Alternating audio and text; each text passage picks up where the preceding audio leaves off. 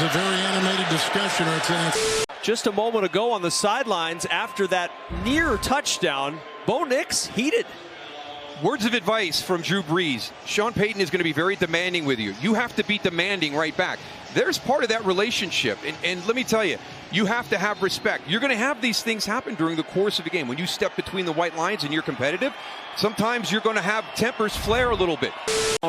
Sean Payton asking Bo Nix a question, he gives him an answer and walks away, and then it's like, wait, what up? I want to give more of an explanation. So this is, we saw a year ago the intensity that the two of them have, and they're just discussing, and you can see.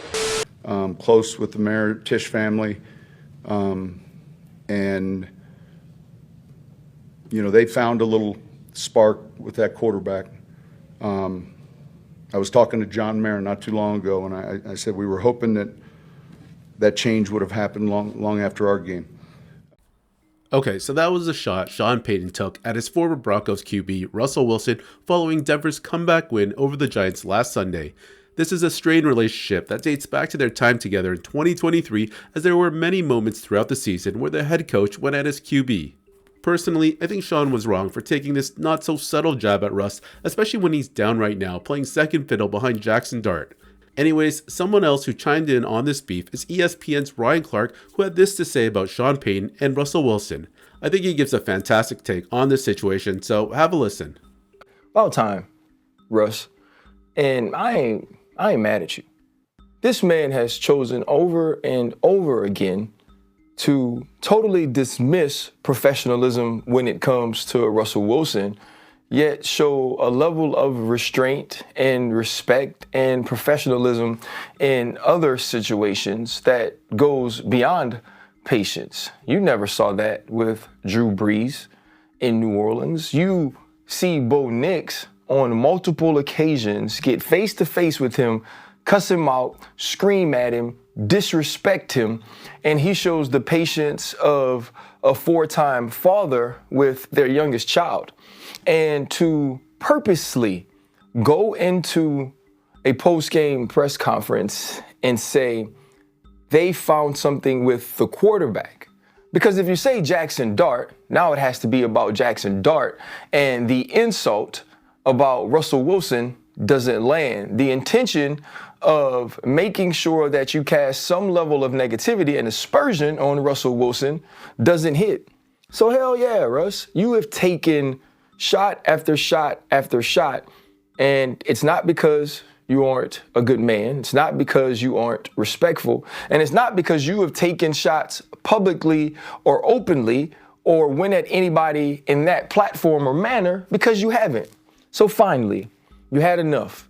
I hope you go on a damn tour. I'm sure that tour hit close to home at some point, but I hope at some point in the near future, you tell everybody how you feel, because you don't deserve that. You can say what you want about his play since he left Seattle, but you can't say anything about how the man has conducted himself as an adult, a professional, and a human. So good for you, Russ. And it was classless. Okay, so that's what Ryan Clark had to say, and I agree 100% with his take. Look, I don't agree with much of what RC says, but his criticism of Sean Payton is on point. Payton has continued to be unprofessional with his criticism of Russ. I mean, how often do you hear of head coaches taking public shots like this one at one of their former QBs? And I'm not talking about just any QB, I'm referring to a QB of Russell Wilson's caliber, a Hall of Famer. Say what you will about his play in the last 3 seasons, but he had 10 Pro Bowl seasons, went to 2 Super Bowls, won 1, and was ranked the second best player in the league in the NFL Top 100 not too long ago, a poll that is done by his peers.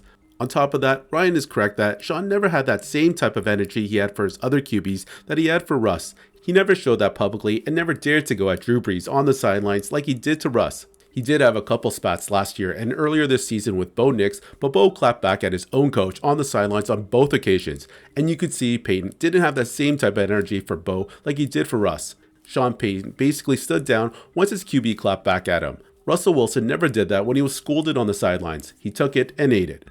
And lastly, Sean Payton could have complimented Jackson Dart in a number of ways without dragging Russ into the equation.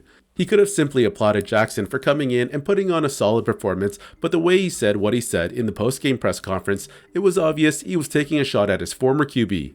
That said, I am happy for Russ for finally sticking up for himself because the narrative on him over the last few years has been pretty terrible. This is a good man. Say what you will about him being corny and all, but you can make that same case for Tom Brady and his nice guy personality and all the weird stuff he's done in the past. I think it's fair to say that he's been unfairly treated, mostly because of the slander Richard Sherman has been spewing over the years.